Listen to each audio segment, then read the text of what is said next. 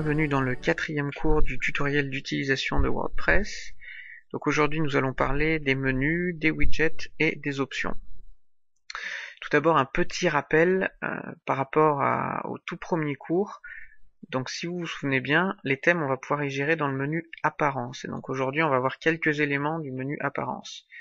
Donc lorsqu'on clique sur apparence thème, on a ici la liste des thèmes installés qui sont déjà installés sur WordPress, et ici en haut le thème qui a été sélectionné pour être utilisé. Donc on peut le modifier en cliquant ici sur activer sur l'un ou l'autre des thèmes. Maintenant, si le site vous a été développé par un prestataire externe ou par nous-mêmes, c'est pas une partie que vous avez normalement, à part si nous vous le demandons, à utiliser vous-même. Donc dans ce même menu, dans le menu apparence, on voit ici qu'on a un menu qui s'appelle menu, donc qui va permettre de gérer les menus du site. Donc juste pour que vous compreniez bien, les menus du site, là ici en l'occurrence il y en a un, il pourrait y en avoir plusieurs, ça va être les menus vraiment de navigation sur la partie front office, donc sur la partie visible du site internet. Donc là on voit qu'on a un menu ici avec accueil, page d'exemple, et sur la partie front office on a exactement la même chose, accueil, page d'exemple. Pour ajouter des éléments à un menu, c'est assez simple. Il suffit de les sélectionner donc parmi les différents éléments de ces modules-là. Donc là, on a le module page, le module article, le module produit, le module lien, le module catégorie et ainsi de suite. Donc si je veux par exemple dans mon menu rajouter un article en troisième, il me suffit d'aller sur article, de cocher l'article que j'ai envie de rajouter. Je peux éventuellement en cocher plusieurs si je le souhaite. Et ensuite de cliquer sur ajouter au menu. Donc là, il va venir s'ajouter ici en dernière position. Si je clique en haut à droite sur enregistrer le menu, ou en bas à droite, c'est pareil, c'est le même bouton. Donc on voit sur le site ici qu'on a bien article 1 qui s'est ajouté. Maintenant, si je souhaite modifier l'ordre d'affichage de mes liens dans le menu, ça marche par système de glisser-déposer. Donc je clique sur l'élément, je le déplace à l'endroit que je souhaite, et ensuite je clique sur enregistrer le menu. Et donc là, mon menu a été enregistré, article 1 est en deuxième position, et je vois ici que article 1 est bien en deuxième position dans mon menu. Ensuite, si je souhaite rajouter un élément de sous-menu, donc par exemple dans page d'exemple, j'aimerais rajouter l'autre article, à savoir bonjour tout le monde, je pourrais rajouter également article 1 une deuxième fois si je le souhaite, mais là je vais rajouter bonjour tout le monde, et j'aimerais le rajouter en sous-menu de page d'exemple. Donc si je clique sur ajouter au menu, là il vient se mettre à la fin. Si j'enregistre et qu'ensuite je vais voir ce qui s'est passé, on voit qu'il s'est positionné juste après. Si je veux le positionner en sous-menu de page d'exemple, il suffit de cliquer et de se décaler légèrement vers la droite, et on voit ici que la zone sélectionnée se déplace. Si je relâche, là je suis décalé, donc bonjour tout le monde est un sous-élément, d'ailleurs là on a le mot sous-élément qui est apparu, de page d'exemple. Donc si j'enregistre, et que j'actualise, bonjour tout le monde n'y est plus. Par contre, si je me mets sur page d'exemple, on voit qu'en sous-menu, il y a bonjour tout le monde. Donc là, il faut bien faire attention, bien comprendre que ça va dépendre du thème que vous utilisez. Si votre thème prévoit qu'il y ait des sous-menus, vous pourrez le faire, sinon les sous-menus n'apparaîtront pas. Et on peut faire une infinité de niveaux. Encore une fois, ça dépendra du thème que vous utilisez. Là, je peux de nouveau rajouter article 1. Et l'ajouter en sous-menu, donc en sous-menu de bonjour tout le monde. Si je clique sur enregistrer, et que je vais voir ce qui s'est passé, ici on voit que article 1 s'est ajouté en sous-menu de bonjour tout le monde.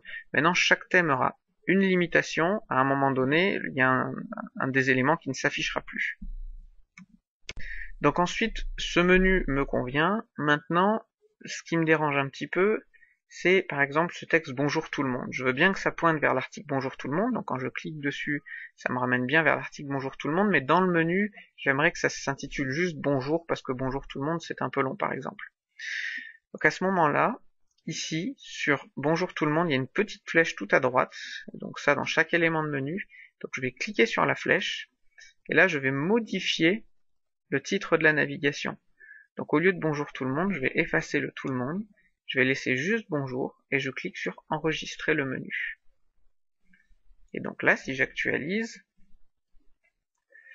on voit qu'ici j'ai juste bonjour, et quand je clique, ça me ramène bien vers l'article bonjour tout le monde. Il peut y avoir, selon votre site, d'autres éléments. Là, par exemple, on a attribut de titre qui ne sera pas utilisé, mais grâce aux options d'écran, juste pour tous vous les montrer, il peut y avoir d'autres éléments.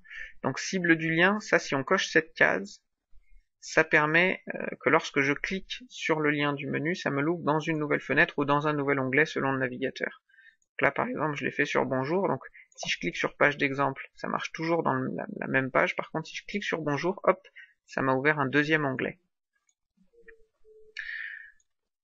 Ensuite, classe CSS, ce sera vraiment utilisé dans certains cas. À ce moment-là, on vous le spécifiera au moment de la formation particulière.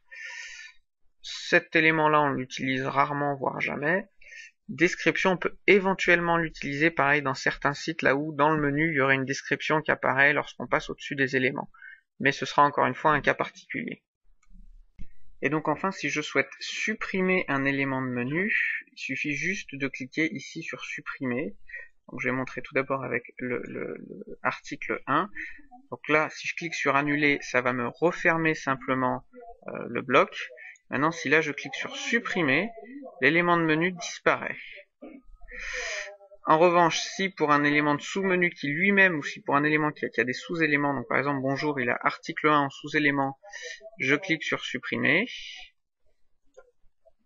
L'élément article 1 qui était en sous-élément passe au niveau supérieur.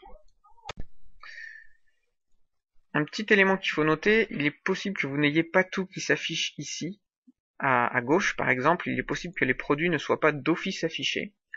À ce moment-là, il faut aller voir dans les options d'écran, afficher à l'écran, ici vous avez l'intégralité des modules. Donc si dans ce cas-là vous n'avez pas produit, c'est que la case est décochée ici, il suffit de la cocher pour avoir les produits qui s'affichent. Donc maintenant je vais vous montrer comment créer un nouveau menu. Donc ça ne va pas vous servir encore une fois si le site a été développé, à part si on vous le dit spécifiquement qu'il va falloir créer un nouveau menu. Dans la plupart des cas, vous allez devoir simplement éditer des menus existants. Mais je vous montre quand même dans la formation comment créer un nouveau menu. Donc lorsque vous êtes dans la liste des menus, ici vous avez modifier votre menu ci-dessous ou en créer un nouveau. Moi je vais créer un nouveau menu que je vais appeler test, juste pour bien comprendre, et là je crée le menu. Et donc là, à ce menu, tant que la page se charge, je vais lui ajouter par exemple mes produits. Produit 1, produit 2, produit 3, et produit tout court. Et donc on va les mettre dans le bon ordre, produit 1, produit 2, produit 3, on va même décaler comme ça, c'est juste pour bien comprendre. Et puis pourquoi pas, je pourrais rajouter éventuellement un article, histoire d'avoir deux éléments au premier niveau. Donc là, si j'enregistre ici, il ne se passe rien du tout à cet endroit-là. On a toujours le même menu, parce que mon menu n'a pas été attribué. Donc, soit pour que je puisse l'attribuer à cet emplacement-ci, je vais dans mon onglet ici, gérer les emplacements, et là je sélectionne pour l'emplacement menu principal, je sélectionne le menu test, j'enregistre, et je retourne sur le site, et j'ai bien article et produit. Ou alors, donc là je vais remettre le menu 1, bien qu'on voit. Ou alors, dans modifier les menus, lorsque je suis en train d'éditer ce menu, là je clique sur menu principal pour dire que je veux qu'il soit dans et je clique sur enregistrer. Donc ça va remplacer le menu 1 et ça va mettre celui-ci à la place. Et donc là pareil, hein, on n'aura plus le menu 1, mais on aura bien article et produit comme j'avais demandé. Dans les réglages du menu, on a une autre case ici, ajouter automatiquement les nouvelles pages principales du haut niveau à ce menu. Donc ça c'est lorsque vous créez des pages qui n'ont pas de parents, elles vont automatiquement s'ajouter dans ce menu si vous avez coché cette case. Donc ensuite, si vous souhaitez supprimer un menu, il faut tout simplement cliquer ici sur le bouton supprimer un menu. Donc là, je vais supprimer mon menu test. Je clique sur OK. Et là, mon menu a disparu, donc je retourne à mon menu 1. Donc un élément qu'on n'a pas vu, lorsqu'on a deux menus, donc menu 1 et menu 2, je mets pas d'éléments parce que ça, vous savez déjà faire. ici, à la place de utiliser le menu ci-dessous ou en créer un nouveau, on a sélectionné le menu à modifier.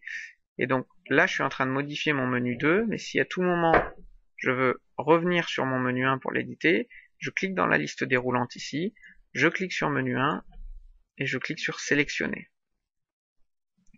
Donc voilà grosso modo ce qu'il y a à savoir pour les menus. On peut ajouter n'importe quel type d'élément dans un menu, des pages, des articles, des produits, donc ça c'est si le type de contenu a été créé, hein, mais encore une fois, si vous avez d'autres types de contenus, de type événements ou autres, vous pourrez les ajouter, des catégories, donc ça ce sont les taxonomies, et ainsi de suite.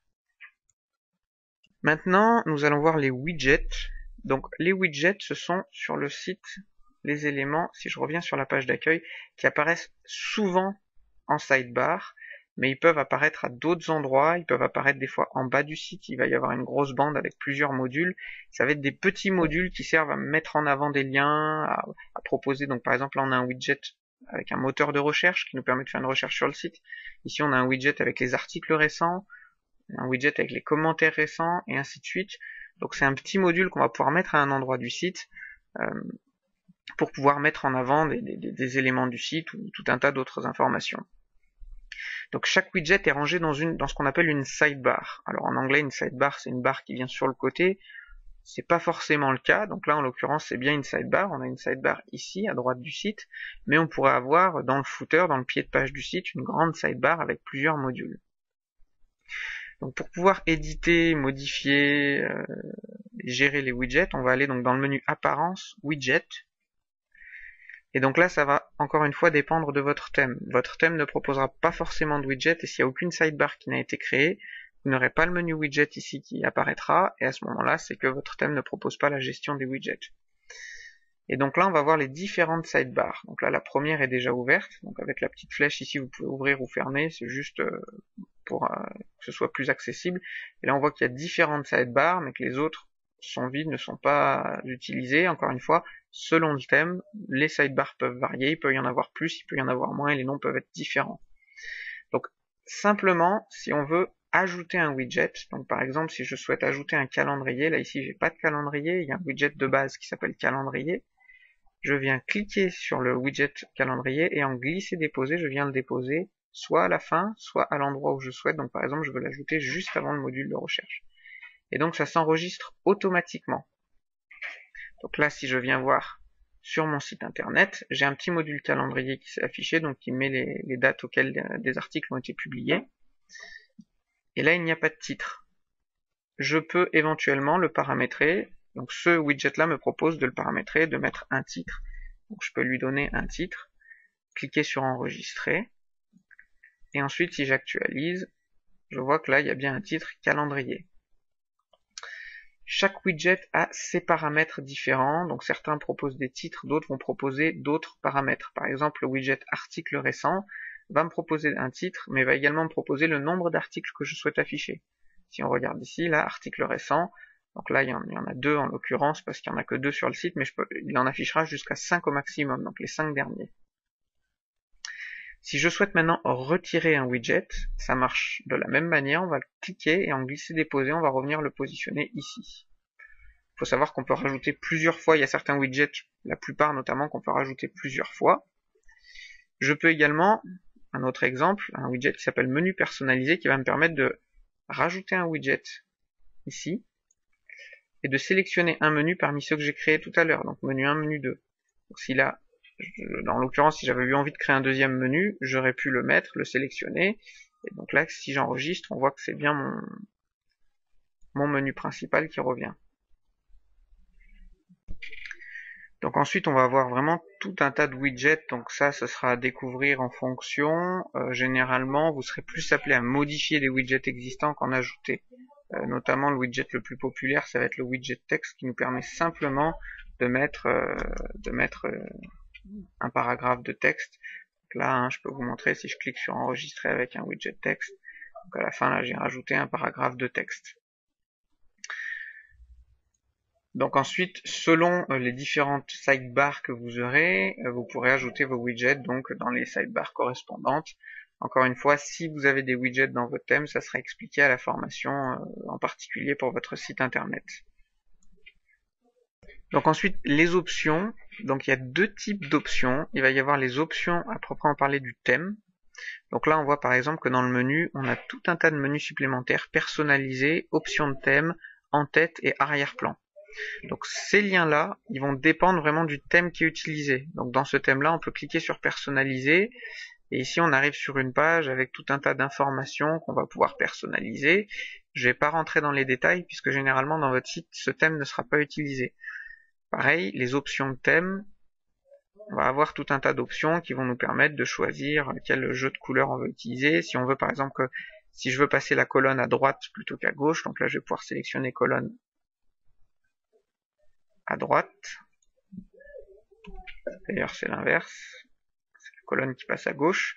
Donc voilà, c'est tout un tas d'options. Pareil pour l'en-tête, si jamais je veux pouvoir modifier l'image, que cette image qui est là ne me plaît pas et que je veux pouvoir sélectionner une autre image, je le peux. Idem pour arrière-plan. Pour les sites que nous allons vous développer et que nous vous livrerons, généralement les options vont se trouver tout à la fin du menu à gauche dans un autre menu indépendant qui s'appelle Options. Donc soit vous pourrez cliquer directement sur Options lorsque vous n'en avez pas beaucoup, ou soit on va les séparer dans un sous-menu. Par exemple là, j'ai créé deux sous-menus, catalogue et divers. De toute façon, si je clique sur Options, il va me ramener vers le premier élément du sous-menu, catalogue. Donc, par exemple, si on reprend notre cas des produits du cours précédent, on peut avoir la TVA, le compte PayPal qui va être utilisé pour payer, et puis le message à afficher lorsqu'un article n'est plus disponible. Donc tous les champs qu'on a vus dans le cours précédent sur les champs, avec les onglets et ainsi de suite, peuvent s'appliquer dans une page d'options. Et ensuite, je peux avoir un deuxième élément, ici divers, là où je vais avoir d'autres options, option 1, option 2. Ça va être généralement des options qui vont s'appliquer à l'intégralité du site. C'est des champs, comme par exemple pour la TVA, c'est pas pour un seul produit en particulier, ça va être la TVA qui va s'appliquer à tout le site. Donc là, on a vu vraiment tout ce qu'il y a à savoir pour les widgets, les menus et les options. Donc là, vraiment, ça dépendra du site que vous aurez. Déjà, si c'est nous qui l'avons créé ou non. Si c'est nous qui l'avons créé, vous aurez certainement des options ici. Et si vous avez des options, eh bien, il faudra regarder. Ce sera les mêmes champs que ceux qu'on a vus dans le cours précédent. Donc voilà, c'est terminé pour ce 4e cours. Merci d'avoir suivi.